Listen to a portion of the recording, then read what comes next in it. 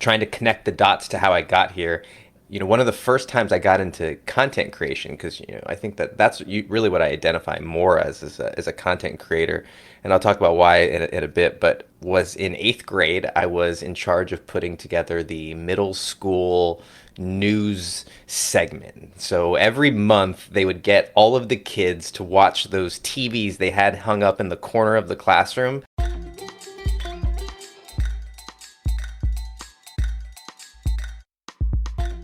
Podcast Junkies, episode 311. Welcome back. I'm your host, Harry Duran. If you are new to the podcast, this is the show where we seek out interesting voices in podcasting, get them to kick back their heels and talk about their shows and whatever else is on their mind or what's going on in their lives. Regular listeners, welcome back. Always love rolling out the carpet for you, as I appreciate you coming back and spreading the word about this show to folks you've come across, which you've done, and I appreciate. Thank you so much. In case you missed last episode, we had a great conversation with Ranjay Gulati. He's a professor at the Harvard School of Business and shared the insights he's gained from his podcast and book and the importance of discovering purpose in your life. It was a great conversation. Ranjay was very open about the humble realization that there's a lot more to learn in life and the importance of sharing one's purpose with others. I really appreciate him taking the time from his busy schedule to share his insights on the show, so make sure you check that out. This week, Hector and I have been connecting on Twitter for several months now, probably maybe over a year, and he is the host of his own podcast. And what's been interesting for Hector is that he started his journey of content creation in the 8th grade, and we'll hear that story shortly, but he found his podcast calling in 2017 after working in sales and being unsatisfied with his long commutes.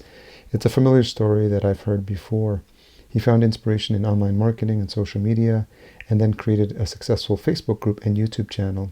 This all eventually led to his podcast Front Row Dads, and a podcast that supports his podcast production company as well. Through hundreds of interviews, he's honed his skills as a host and gained valuable insights on the impact of conversation on people's worldviews. We talk a little bit about his personal journey and the lessons he's learned from direct sales, and his journey as a father. High energy, lots of fun in this conversation. I know you'll like it. If you're enjoying this episode or past episodes, I'd love it if you leave it a rating and a review at ratethispodcast.com/podcastjunkies. Nothing would make me happier than to read those out on future episodes. Okay, before we get into this fun conversation with Hector, here are a few words from the folks that support this show. This episode is brought to you by Focusrite, and specifically the Scarlett 2i2 sound card, one of my favorite go-to sound cards, something I use for each and every podcast recording. The 3G line is a go-to for all new podcasters. Find out more at podcastjunkies.com/Focusrite, and the link will be in the show notes as well. Okay, Hector Santiesteban, thank you for joining me on Podcast Junkies, my friend. It's great to be here. I'm glad we're finally doing this. Yeah, I just wanted to get recording because we were going to start chatting, but the best part of these conversations is just like shooting the shit and seeing where they go. So I know we got connected probably just through socials. I think just you started popping up on my radar, I think probably through Twitter. And I'm trying to think where else. Do you remember like when was the first time we crossed paths? Probably Twitter, maybe LinkedIn. I don't really go anywhere else on social. It seems like those are the two places where podcasters, I think Facebook sometimes a little bit has some podcasting, but I don't really do a whole lot of Facebook. So LinkedIn and Twitter, I'm sure, is where we got connected. Yeah, so no surprise to regular listeners, the show's been going since 2014. But you come on the scene fairly recently. So first of all, where's home for you? Where are you calling in from? Yeah, I'm in Orange County right now in SoCal, where when it dips below like 55, it's freezing. So that's where we're at right now. And I just finished shoveling the driveway of snow this morning. So there are levels to this. Yeah, there are levels. It's new to me because I grew up in New York. So grew up with the cold. So I was used to it. And then I moved to LA. I was in LA for 4 years. So I was spoiled there. And like you said, all you need is a hoodie in your backseat of your car and you're good. Yeah. Your bodies will adapt. It will. I've been outside here in like 30-degree weather in a t-shirt, and I'm just like, it's okay. It's not a problem. So it's interesting how... That's why I'm not afraid to say I'm a wimp when it comes to weather, because I know if and when people move out to here, they'll be the same way. So, yeah. So talk a little bit about your podcasting journey. Like, where did it start, and how did you start getting involved? Yeah, well, podcasting specifically started in about 2017 is when I, got into podcasting. I think for me, when I look back on it, I look back on, trying to connect the dots to how I got here. And, one of the first times I got into content creation, because, I think that's really what I identify more as a content creator. And I'll talk about why in a bit, but was in eighth grade. I was in charge of putting together the middle school news segment. So every month they would get all of the kids to watch those TVs they had hung up in the corner of the classroom.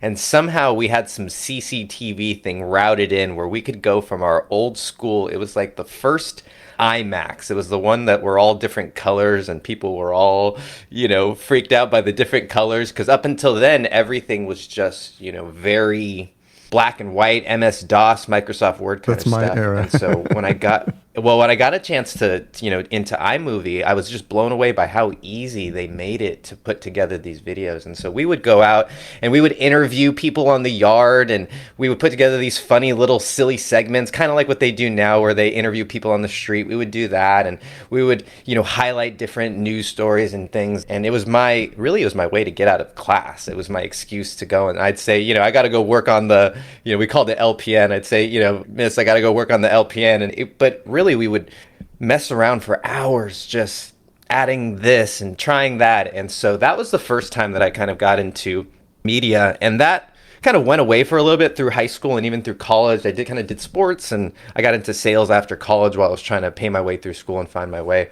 But in 2015, I met my wife, and there was one time where I was coming home from LA traffic and took me 2.5 hours. You might have experienced something like this. It took me 2.5 hours to just go from Santa Monica to we lived by the airport.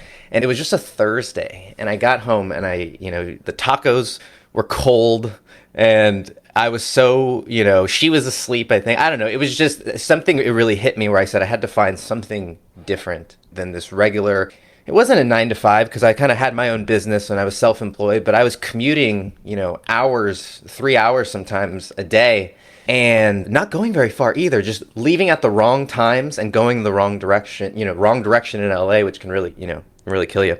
And so I kind of dove into all these things and I found online marketing and this whole social media thing. I, stumbled onto Gary V's and the Grant Cardones and all these kinds of people who, were talking about how to make a living online. And over the next maybe 3 or 4 years, I kind of did everything under the sun trying to figure out how to make money online. I had a Facebook ad agency. I did, websites. I was doing funnels. I was doing all these kinds of things. And I got some real traction creating a Facebook group and a YouTube channel for a really niche marketing audience. It was like a really, really niche audience. And we did well. We had a Facebook group of about 15,000 people that was thriving. And, there were dozens of posts, on a almost daily basis. And it was a really engaging community. And, the YouTube channel was growing.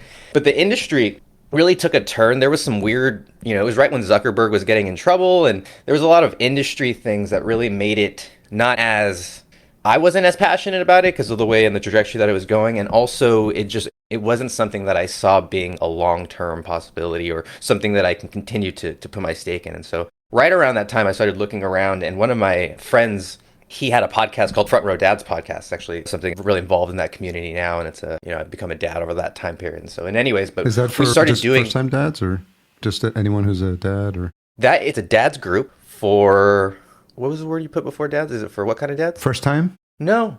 I mean, there are guys in there they're empty nesters, and they are, so it runs the gamut. And I guess a quick plug about that community is it's the motto is men with businesses, not businessmen with families. And that's kind of the ethos is that, all of them are very high power people and successful people, but, they put their family first. And so in any case, that show, which started, around that time, we got hired to do their social media clips. And, a lot of those put the captions on and the little clips, and on Instagram is, where we're kind of doing it at that time. And we got another client doing that and we started getting another. And we found that a lot more of these podcasters needed help with their social media and with their growth. And so that kind of, just by nature, I don't know, we just kind of pivoted into that.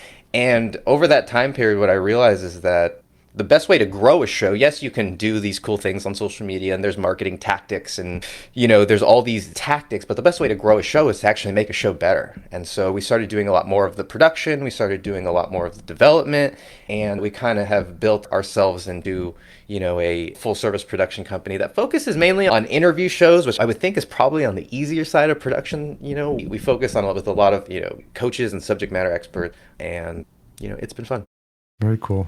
And so I'm wondering, as you're thinking about your journey and you were thinking about like the shows you were inspired by, how are you thinking about the creation of your show, and how are you thinking about making it different than what you had heard, or how are you influenced by the shows that you'd heard? Yeah, one of the first ones that I stumbled upon was Entrepreneur on Fire. There was times at my old job when I was a sales manager, and we were a recruiter for, we would do these sales recruiting where basically we would go to malls and schools and we would put flyers out on cars for hours.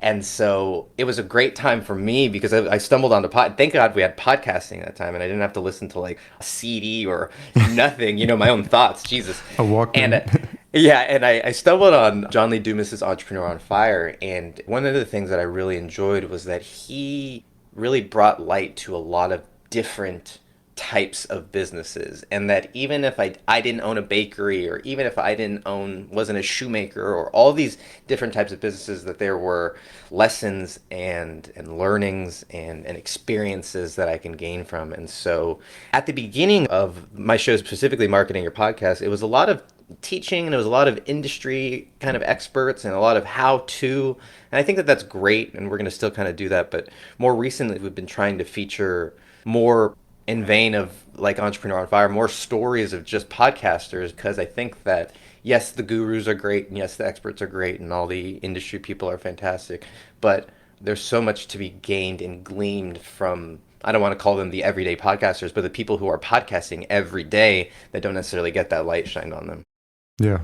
And so how many episodes are you in now currently? Oh, we're approaching about the 100 number. I think we've got 100 recorded. We're like 92 published. But what I think is the challenge is I've done, I don't know, 400 or 500 interviews like this. They just didn't make it all on the podcast. And I'm only 92 episodes in of this show. I've had, I don't know, there are 2 or 3 other podcasts that are in my podcast graveyard. I had a YouTube channel that I did live streams and over 200 YouTube videos that for some reason never made it onto a podcast. No one ever thought to tell me, hey, you should put this stuff on an RSS feed. It's really simple. All you do is you just click a few more buttons and it goes out there. But I didn't think about that. I had a couple of other shows that I had started, and it was big into I don't want to say I was big into it, but the thing that I really got traction from was Facebook Live. And right around when Facebook Live launched that feature was when I was trying to figure stuff out. And I got a lot of organic push and a lot of organic reach by just doing daily Facebook Lives. And so over that year and a half, I did, a couple of 100 lives that never got onto a podcast feed. And so it's challenging to say when people, because I come at it and I sometimes forget that I've done all of that. And so when I'm explaining something similar, here's how you do an interview, or all these things, I need to remember that it's not always, a lot of people are starting at interview 2 or 3, they're 1. So how have you grown as a host? Have you developed your interview style? Talk a little bit about what your experience was like when you first got started, your first couple episodes, and what it's like now. What's interesting is I'm seeing the same kinds of things come through as a guest right now, just as I'm talking really fast, my heart rate is going, I'm not breathing as much, and that's because for me, guesting, I'm less familiar being a guest than I am a host. And so I remember those things like happening, right? There's something that happens when, and I'm sure there's a biological thing, someone can explain it, right? But when your heart rate, raises, and it's happening right now, you can't think, right? It's like when you go into fight or flight mode, you can't even get the words out. And so what I've realized is that over time that has relaxed a lot, and I'm able to sink in a lot more to the conversations, and I'm able to be a lot more present to conversation and less worried about what am I going to say, what am I going to ask, those types of things. Where at the beginning I would come in with a list of questions, and I would come in with, points that I wanted to hit. And although that I think it's important to have structure and important to have, intentionality. I think that, there's so much to be gained from just letting the conversation go where it does, go where it flows, as opposed to trying to strangle it somewhere. I think that's something that it just comes with time. Like I'm closing in, I think I'm at 310 plus with podcast junkies, interviews, long form interviews. On my second show, Vertical Farming Podcast, probably 80 interviews. So, closing in on 400. And like you said, it's a kind of like a growing skill set. And just by putting the reps in, you start to become comfortable in engaging and realizing what are the small things you can do to build that connection with your guests. So, when I actually started with video from day one, but back then it was like Skype with call recorder. So, but I knew there was a part of me that knew, I think coming out of the corporate world, I was like, these people don't know who I am. So if they're just hearing me, like I'm not going to get any like visual feedback. I'm not going to need body language. If they pause for too long, I'm going to be like, hey, Hector, are you still there? Like I can't, like, you went silent. But, if I ask a compelling question, sometimes you can see people like grab their chin or just look up and be like, oh, no one's ever asked me that before. So they're thinking, right? So, but if you've got the visual cues, it's been helpful. And now tools like Squadcast make the thing so much easier and high quality. So we've come a long way. But I think it's having a desire to want to have that connection with your guest. That's the first thing. Like when I see a Podcast Junkies interview on my calendar, I'm just like, oh, it's fun. Can't wait, to have this conversation because I pick the people to come on that I want to have a conversation with. It's not like just, don't get me wrong. And I'm sure this has happened. Like there's tons of people who want to come on the show and they send out the form letter. Hey, Phil, hey, parentheses first name. I love that your show, my lawyer friend talks about like closing deals and he would be great for your show. Like I loved your episode with fill in blank of last episode. The name. It's one of the things we put up with and it's just something that's par for the course when it comes to podcasting. And so we learned to deal with it, but I'm glad to see that you've matured. And funny enough, to bring it all full circle, you mentioned John Lee Dumas. John's a friend. We've hung out a couple of times at some of these conferences. He was like my sixth guest back in 2014. And John is known for like ruthless management of his time. He gives you 30 minutes and that's all you get. And so I remember it was like the middle of the day and I had the questions and then I got on and I was like, this is 30 minutes. Like I just threw them out. I'm just like, let's just talk, man. I don't have the time to like get through these questions. And it was just fun. It was just relaxing. And I was like, you know what? From then forward, I was just like, I'm just going to like, the conversation will happen organically from whatever we talk about. And it's been so like such a relief to know that it'll happen the way it's supposed to happen. And I'll pull the threads that needs to be pulled. And I'm always remembering that the listener is joining in on our conversation right now. So I just want to, if I find it interesting, I usually find that most of the times that my listener will find it interesting as well. So that's my main focus. Yeah. We're running a boot camp right now where, there's a group of podcasters who are, wanting to start it on their own and I applaud them. And so we've tried to kind of give them the community that they need. We've had somebody compare it to like a 12-step program for podcasters. But the reason I bring that up is that so many of them are nervous about saying the right thing, asking the right question, talking about the right topic or subject. And at some point, most of them make that realization that you just had, that what's going to emerge is what's going to most often be right. And, there will be times where things go haywire. But that's a big aha moment, a big insight. You said it's like a big acceptance, right? You said it's a release, right? It's a big acceptance, a surrender maybe that a lot of podcasters have to make. So talk a little bit about your journey as an entrepreneur, because you have the show and it's called Marketing Your Podcast, but also help people get off the ground. So I started my agency back in 2015, Fullcast, where we help business owners launch their show as well. So very familiar with that journey. And I was 20 years in corporate. So I had to learn a lot of new things that I didn't know, that I wasn't taught in school. And so I'm wondering what your journey was like and how it's going so far. Yeah, I was lucky enough to get a direct sales job right out of high school. I graduated high school in 2009, and it was right in the economic, I don't know what they called it back then. It's like there's so many doom terms now I can't keep up with them. But it was in that bad time of the 2009. Real estate crash or whatever It was, dip. Yeah. I remember. And, typically when you graduated high school, it was like, oh, you went out and you applied at a restaurant or you applied at, Kinko's. the mall or, all these standard jobs that high schoolers would apply to. Well, instead, you were having 30, 40, kind of what's happening right now, right? But they're going and applying at those jobs. But what was happening, there was that massive layoff. And so all the jobs that were typically taken by high schoolers or, teenagers were now being taken by these people that got laid off. And so for me, being a 17-year-old kid, and my parents were grateful now that they had this mentality of like, we're done paying, you get food and you have a shelter, but we're done with, you want to go out, you want to have whatever you want to do with your life, like now it's up to you. And I was really grateful that they kind of pushed me out of the nest in that regard in a really loving and supportive way. And they're great, great parents.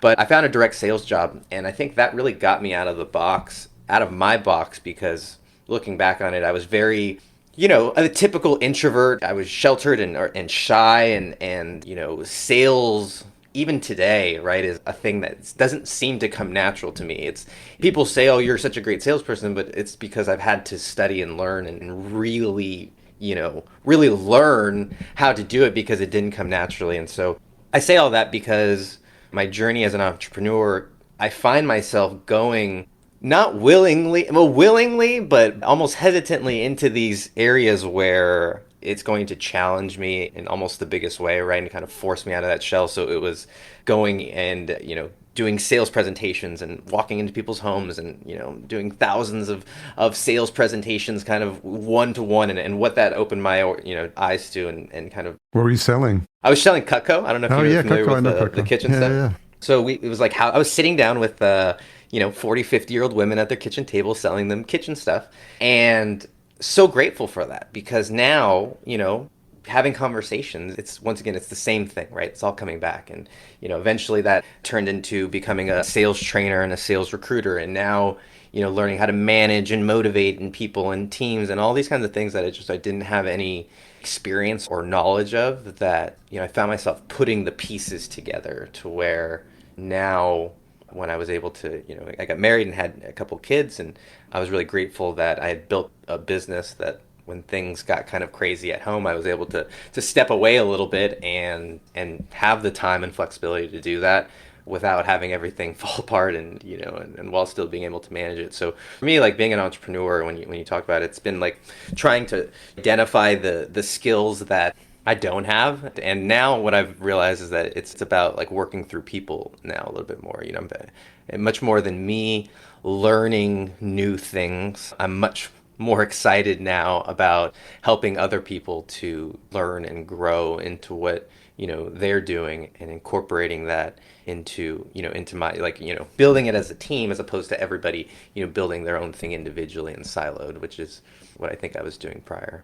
I think learning direct sales is just such an important skill set. I've got a couple of friends who started down that path as well. And it helps you deal with rejection fairly quickly, and I think that's extremely important skill, because as you know, anyone who's an entrepreneur knows, one of the things, the skills that you need to learn is the basics, right? You need to learn marketing, you need to learn sales. And whether you're going to be doing it yourself or farming it out to someone, you still need to know it as a business owner, know the fundamentals of it, and also how to have conversations, how to work through these calls or meetings or with prospects. And there's nothing clearer than having doors slammed in your face, actually or virtually or whatever it is, but just getting the no, no, no, no, and then fighting through and figuring out, refining that constant refinement process of just like, that didn't work. And it's almost like the entrepreneurial journey of this idea of like failing fast. Like I tried so many things before I landed on my current business model, and spent a lot of money as well.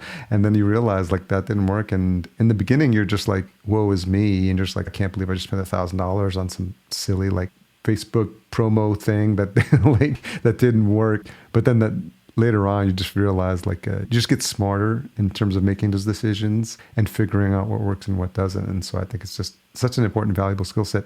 And I'm wondering if that's something that that perseverance, or is that something culturally related? As a fellow Latino, I definitely know my dad was like, you got to get out there, you got to get that job, and you got to start working. It's interesting. I mean, perhaps. And like I said, my parents were great people. And one thing I did take away from them is their ability to get up and go to work every day. Like it was never, and it was like, no, you're going to school. There's no days off type thing. Sure, there was the weekends, but there was definitely a hard hat kind of mentality. You know, my mom, she was up and out to work before I ever woke up. She started at, 6:30 every morning. And so I think that work ethic was definitely there. But what was coming up as you were talking was this willingness to lean into things that are scary, right? And I think that, for me, it's weird because I'm introverted, but I would do things like join the speech and debate team or join, I was the lead role in the middle school play, and I was in the, junior year of high school. I won, best supporting actor in the fall play. So I would do these weird things where I would put myself in positions that I was really scared of, and usually it was for girls. But I always found a reason to do it. That's There enough was motivation something. when you're in high school. So Yeah, most of it.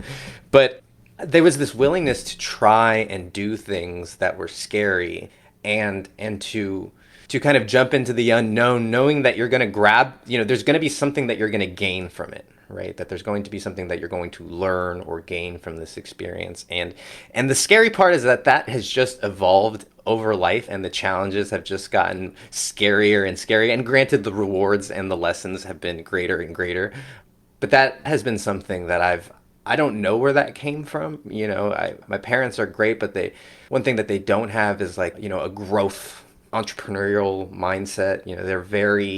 They love, they worked a 9 to 5, and they're very static, and they kind of are happy in their ways, and perhaps not, perhaps, but at least they're not looking for new ways to push themselves necessarily. And that's okay. I think that's not where they came from. And they had enough trial and strife and challenge in their life that they finally kind of made it in their heads. So they're like, why? I could see that too. We've been struggling for so long. Why am I going to go back into that? And I get that, as I'm talking that out now. yeah, I totally see that because, when you think about American Dream and like, I mean, I owe like immense gratitude to my dad. Like he came to this country probably in his 30s. I think maybe 28, 29. I do the math on that. But just, I was talking to someone, my friend, when I was at Podcast Movement, and we were talking about this because it came up during me because I was giving a talk on Podcast Movement about like being inspired by people who just kind of put themselves out there. And when if you think about like now, like if I was 30 or if I was 27, like the thought of leaving this country to go to another country where I don't speak the language and should try to find a job. And this is like, I mean, we have so much at our fingertips. I mean, we take it for granted right now, but this is like late 70s. So, I mean, it's just mind boggling, or even early 70s. It was crazy to think about. And the fact that he did that, and then like for some reason, he decided to like look at the back of a magazine about like some computer training stuff that was happening. And he decided to like, computers are the future. And so he's like, he went back to school to like learn. So learning English and then decided to like learn computers. It's because of him that he started bringing home like the first computers that I play around with. And it was just like early 80s, but it was crazy. And, sometimes I think about it and I'm just like, wow, I don't even know if I would be capable of doing it back then. But, it's almost like that mentality of you got to do what you got to do back then. So it's interesting. Yeah, I'm realizing that life is probably real cushy for a lot of people relative to when, our parents and our grandparents.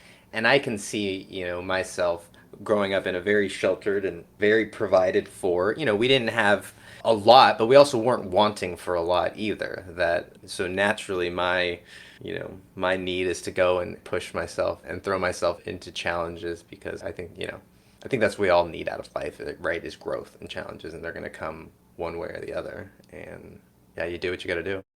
Are you taking the entrepreneurial lead in your family?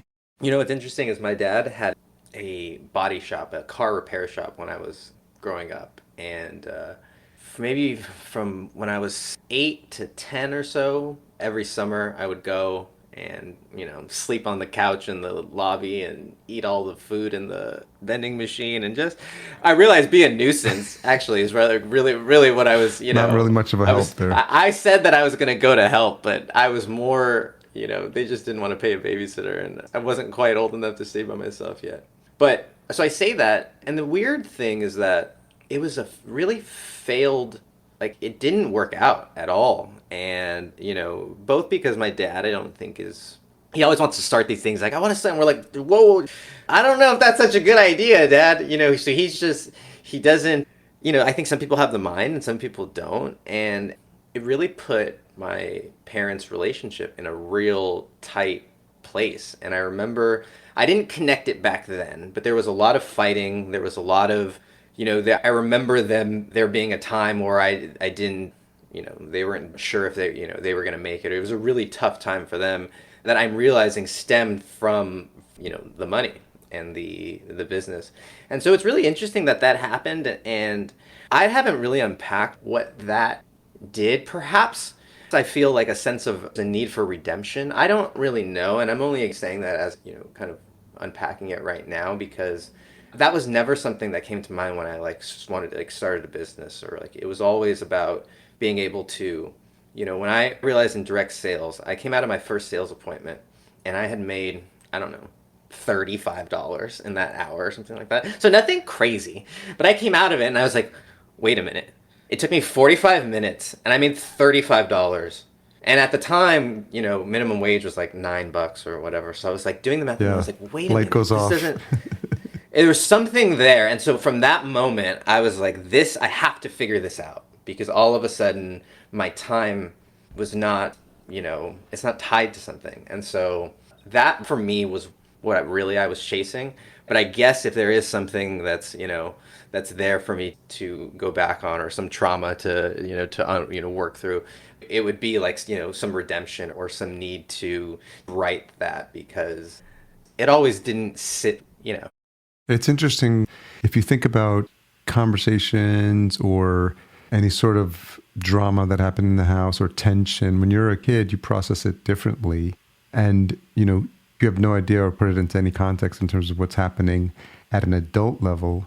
But now, like, you have children of your own, you're in a relationship, and, it has its ups and downs. And are you conscious of, those conversations with your spouse as well? It's weird how similar of, like, I think the universe almost gives individuals and then perhaps families chances to like rewrite their I believe wrongs, that. right? Because I find myself and my wife having almost the same exact types of conversations that they were having. And it's weird because I thought that we would be in such a different place, and I'm like, I'm not my parents and I'm not, but so many of the situations and so many of the challenges are coming up again. And there is this awareness where I'm like, huh, it sucks. So that's interesting. So like there's just something there that at least we get another whack at it. Yeah, it's interesting to I think as you move through each of the decades in life, you start to gain the wisdom of,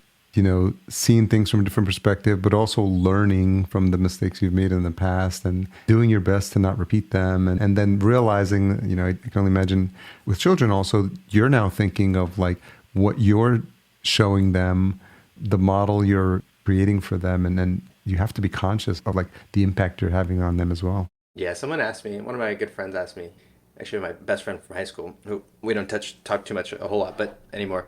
Regardless, he said, "Do you think about like when you ask a question, do you think about like what your answer means? Like do you think about how that's going to affect him?" And I'm like, "Yeah, like of course. Like and my son is 4 years old, and he's the most brilliant 4 year old ever, and but he has so many questions, and we don't ever want to stoke that or diminish that, and so we really encourage it. But he's got so many questions, and it can be really challenging, right? But also knowing that how you answer that question is going to shape his worldview. And we had a lot of, I don't know if it's a Hispanic thing. It's probably not. It's probably just a people thing. Like a lot of cousins and uncles and even parents who would just say stupid stuff that would to mess with the kid's head, that would actually like screw with, like something like, oh, if you eat a watermelon seed, you're gonna grow a watermelon inside of you. Like something so harmless like that.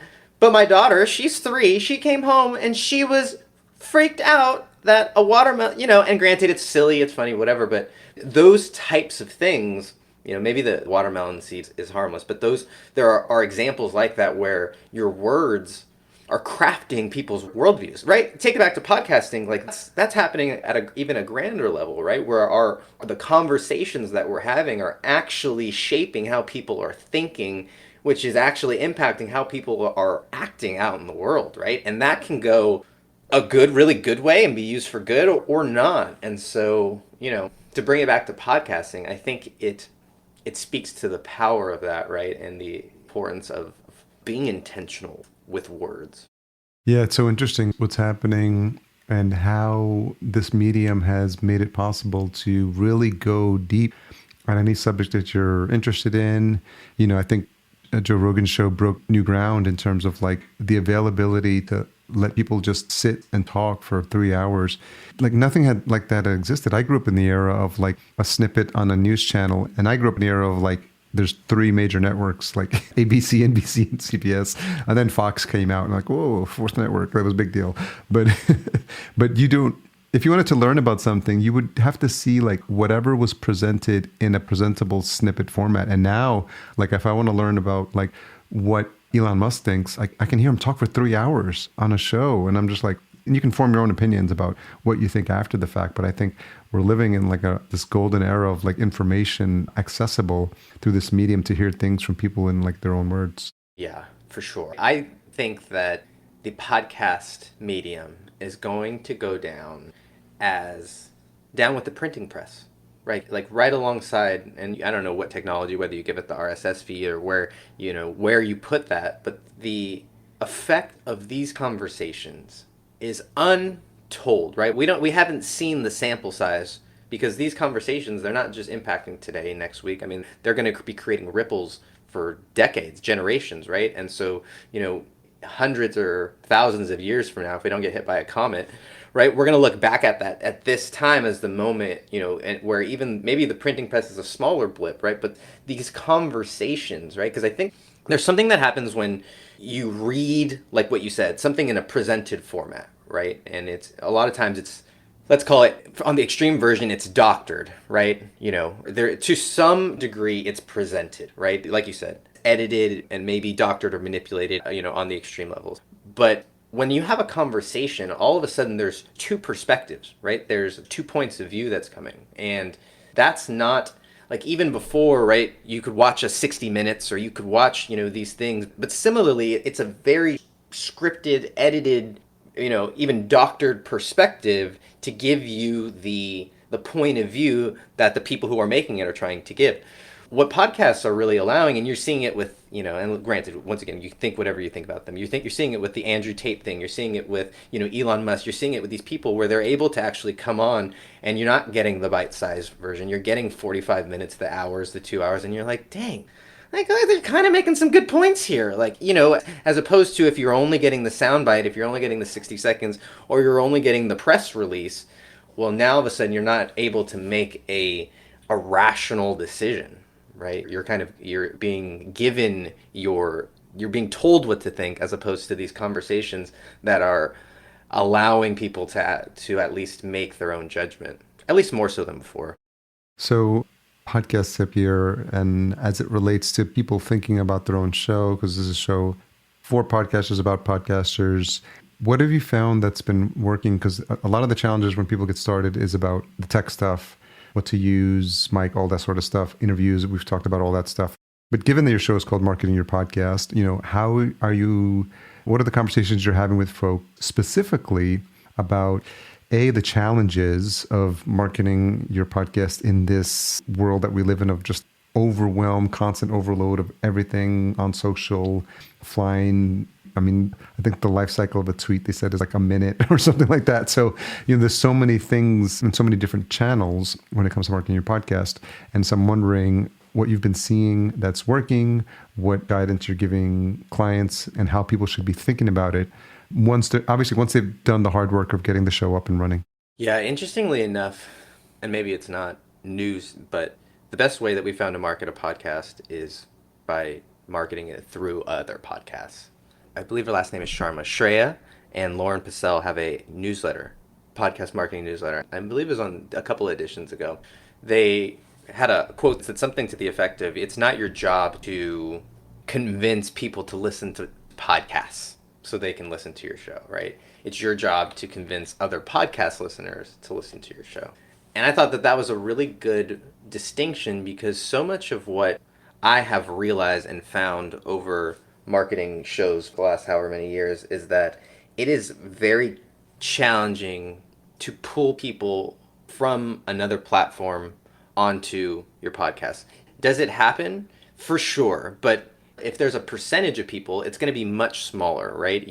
If you're I don't want to get into math here, but more people are going to come over from a podcast than are going to come over from your Instagram posts or your tweet or your LinkedIn or whatever. And so if that's the case, and if most podcasters, most are limited with regards to their budget in terms of time and money, then that means that they're probably better off spending their time collaborating with other podcast hosts than worrying about posting on social media as much, right? And I'm not to say that you shouldn't post on social media, but if you had to pick one or if you had to weigh one over the other, I would say that creating those collaborations is going to be a lot more fruitful. The challenge with that is that it's much easier to just write a couple of stuff, write a tweet and hit the tweet button, whereas these collaborations, they take time, they take relationships, they take research, they take some thought, some caring, some humanness, right? And it's not even something that you can, and it's also not really something that you can outsource or delegate or so it's something that someone has to put their intention towards or intention behind. But I think that when someone realizes that their best resource is other podcasters, and they also realize that in the ways in which they can collaborate are much simpler and easier than they realize. And so just to cover a few, and I don't know how many of you covered on the shows, but I think that one of the things that's really working for me on a variety of shows, including mine, is interview swapping. And that is, it used to be really common to say, hey, and invite another person on your show. But what we're encouraging people to do is to invite them to swap, right? And so, I know, Harry, I think that you'd reached out and offered to, have me on your show. I would love if you'd give me the audio. I'd love to put it on my feed as well, so that way we can get some people onto your show and vice, like that same kind of thing where, there's some mutual benefit for people. So that's interview swapping. If someone is not in like an interview show, it's been called a really terrible term called like feed dropping, which is, what they call, I guess, like how they feed cows. So it gets like, so there's some confusion with that term. So I think it's just, we need to change the name as an industry. But that's even easier, where you give me your episode and I'll give you mine and you put mine on yours. So it's a swap, right? And more people, I think, could benefit from experimenting and trying that. I think a lot of people have a hesitation because they're like, it's my feed, or what about my listeners, or whatever. You're overreacting. Just calm down, chill out, try it, and come back afterwards. If everybody leaves, well, then it's like, I doubt that that's going to happen, because we've seen it happen time and time again with shows. Now, it's got to make sense. There's right ways to do it. And then even promotion swaps. Have you found any platforms that make it easier or to do that? There are some out there, and I don't feel comfortable shouting any out or promoting any. No, I think that there are a lot of them work. There are some that are better than others, and some that are getting better than others. But I think that just connecting with other podcasters, right, whether it's on LinkedIn or Twitter, or going to meetups or mixers or things like that, obviously conferences and stuff like that, that's where I found is going to be the quickest way, because you're actually able to meet people. And then the last thing, which I didn't mention, is just promotion swaps, right? Which is, I read an ad for your show on mine, and you read an ad for my show on yours. Or you have the trailer at the beginning or end, or something like that. But there's a lot of different ways to work with other shows to grow each other's audience. And even people who are newer and have only 25 downloads. There's another person who's only got 25 downloads, and you guys can work together to get each other to 40.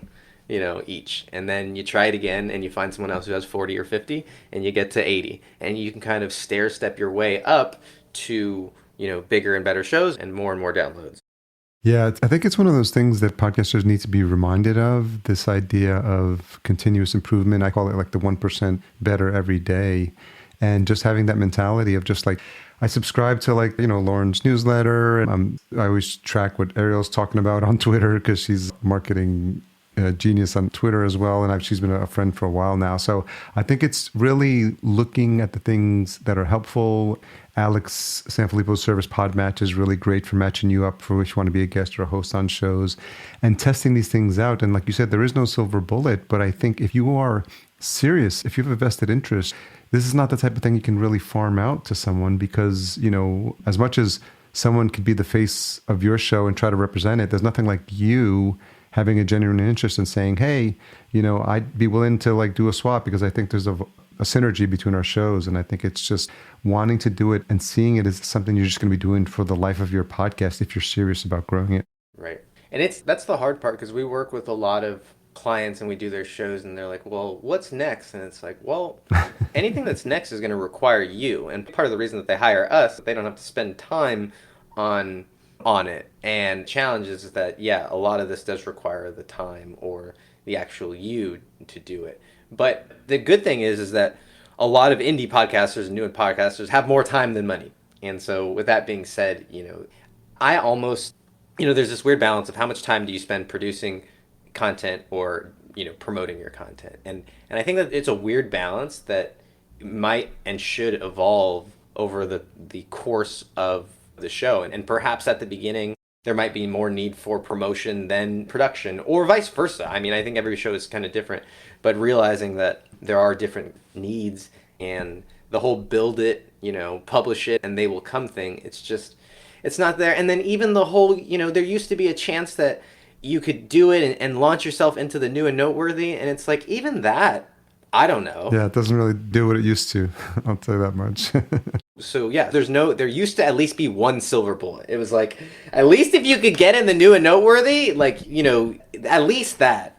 But now there's no, it's like, how do we launch? It's like, well, we gotta start creating good content and start telling people about it. And then we got to do that every week. So a couple of questions as we wrap up. What's something you've changed your mind about recently? I have become much more open to the fact that there's not one size fits all for podcasting, right? That I used to come in and think, here's the prescription. Here's how you launch a podcast. Here's how a podcast should be. Here's the right type of format. Here's the right way to do it. And what I realize is that there's so many flavors and nuances and genres and formats and reasons and whys and motivation. And there's so many different variables to podcasting that it would be disingenuous and unethical to tell anybody that my way is the right way. And so, some people might, I don't know what you would call it, people who talk about podcasting are trying to give podcast advice or whatever, right? And I think that there are a lot of people who say, this is the right way, that's the wrong way. And I am more of there are these ways that you can do this, and you have to find which one is right for you. And I can't tell you, right? Like, I even feel uncomfortable suggesting to people things because so much of what you do in podcasting has to come a personal conviction to it, right? In the sense that I could give you a great show format, I can give you some awesome questions, I can give you some cool segments. We could do all of these what would be cool things, but if you're not into it and you're not behind it, then it doesn't matter, So that's the safe answer. Yeah, there's something about the podcast host's enthusiasm level, because that comes through. That's the beauty of this medium and the fact that it's sound and you get emotions, you get energy, you get excitement, and you can hear it. Like, even with your eyes closed and you listen to the podcast, you're like, oh, this person's having a good time. Like, and this these guests are having a good time and they're having fun, and that translates, to the listener. And I think that's a great point. What's the most misunderstood thing about you? People do think I'm extroverted. Like, people would think that I'm, at least after, seeing me in a lot of places. And that's just because it's interesting, my parents came up a lot, but they're great people. But that's just because they don't know my mom. And my mom she's the most extroverted person I know. And she knows how to, I don't know, she's one of the most socially adept people to where no matter what organization or community she gets involved with, people are like, oh my goodness, you're Jenny's son? Oh my goodness, we love her. Well, like, and I'm just like, what? Why? And of course, I love my mom. She's great. She has the kids today. She's actually a fantastic grandma, and I'm so grateful for her. So I'm only saying that in jest. But I was really fortunate enough to be forced around a lot of people so that have enough training and enough acting skills so where I can, put on enough social acumen to not look, socially inept. But under the surface, I am beating a miles a minute, and as soon as I can, I'm going to take a nap because it is, being around people is just, emotionally exhausting, energetically. It's a really good point and I think it's something that doesn't get talked about a lot. I think I used to think that I was more extroverted than I've come to realize as I get older than I am and I've noticed that, COVID really changed things dramatically. A lot of people were forced back indoors and I think they realized the importance of like having time to themselves. And now I'm what you would call, I guess, a situational extrovert. I'm fairly extroverted when it comes to conversations like this because I'm just like, yeah, let's talk. And because I know like we can each have our downtime afterward. And there's not a lot involved. Like we don't have to get in a car. We don't have to go to a bar. Well, I we think don't these have to conversations are different though, right? Like Yeah. there's kids at we run into kids at the park and I see some of the parents there and I'm like, oh geez, am I going to have to talk about nothing with these people, Totally. and it's like that is so hard for me. But all of a sudden if they had a shirt on that was like, here are the topics that I like to go deep with and we could have a 45-minute conversation right here, on the monkey bars about, podcasting or extraterrestrials or, whatever, right? Well then, yeah, perhaps that would change things, but otherwise superficial and surface level stuff is, challenging. But this is, and granted, I might lay down on the couch after this conversation because I've been going so fast. But these, fuel me, right? And I think that that's a big part of podcasting is you have to do something that's fueling because it's so intrinsically motivated. Yeah, I hear you. Yeah, there's something about that energy exchange. And also, like, I love conferences. I love those 2 or 3 days I'm hanging out with my podcasting peeps, or I've been attending like indoor farming conferences now for my second show. And there is something fun about the energy there. But I tell you, man, like when I get back home, I'm just like, I'm ready for like getting back in hibernation mode and just kind of recharging it. Because there is something about, especially if you're empathic or you're intuitive or, some people take on other people's energies more than others. And that's a real thing. And I think now that more people are having those conversations, like that's a real thing. And there's energy vampires. There's people that suck your energy and you just don't want to be around them. And all this stuff is real stuff. And I think we're becoming more and more aware of listening to our inner guidance when it comes to figuring out like, where's the best use of our energy and how do we want to use that effectively? Yeah. I've had to delete, a big, like I don't have Instagram on my phone anymore. I had to put limits and screen time limits on my, they don't have it on my kids actually, I should do it on kids, but I have it on my phone for YouTube and Twitter because for me, it's not a lot of times people because I'm pretty introverted and I keep a small circle anyways. And I've already done that. I've already cleaned out all the people that are, energetically just not right for me. But for me, it was the content that I was consuming. And especially with short form video where you don't know what's coming behind the next thing. And so you're just, I'm like, it's this interesting thing in emotions, right? Because you feel your emotions going like this and this. And I'm like, I'm getting angry. Why am I sad? It's like, and you're just getting in this emotional turbulence because you're swiping and not knowing, you have no control really over what's behind it. And but it definitely has an impact on you, right? Even if you don't, feel it or, are not conscious of it immediately. A friend of mine, KP, who I've known through Twitter and through a program I was in for No Code, he posted on Twitter, he said, doom scrolling is the new cigarette smoking. Seriously, it's bad. And you can get sucked in, you look up and you're like, it's been 14 minutes? And I've been sitting, I had stuff to do 10 minutes ago. Well, hopefully people get value out of this conversation and they feel energized as opposed to drained because I think, we're coming in with high vibe intentions. So I appreciate Do you have a minute to talk on that? As well. Because I think that's one last thing. Of course. I think with podcasting, it is this unique savior, right? Because I saw someone say, podcasting, I think it was in an Ashley Carmen interview, writing for Bloomberg now.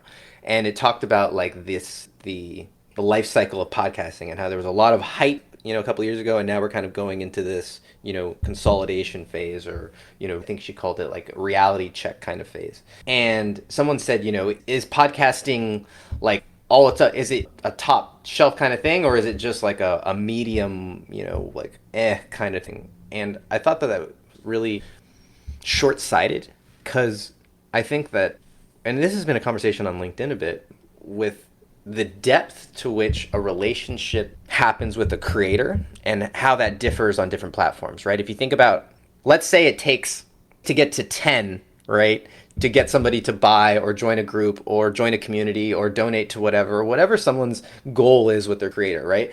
How many Instagram posts does someone have to go through to hit that level, right? How many TikTok videos does someone have to watch? How many of these superficial, surface level engagements does someone have to have before they hit that, kind of like that? How many licks does it take together at the center of a Tootsie Roll? Like, it's going to take a lot more of those Instagram, TikTok, all those kinds of interactions.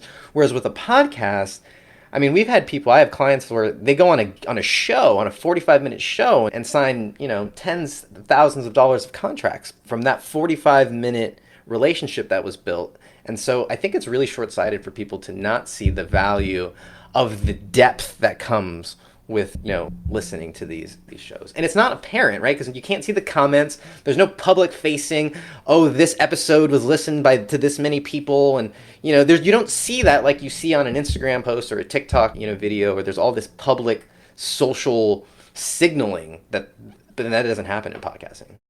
There's something about the nature of the two-way conversation, because those earlier examples that you gave, it's all just one way. They're just throwing stuff at you, like, here's my Instagram feed, here's my social post, watch this YouTube video. And so you're just left with the impression that they want to present, the face that they want to give you.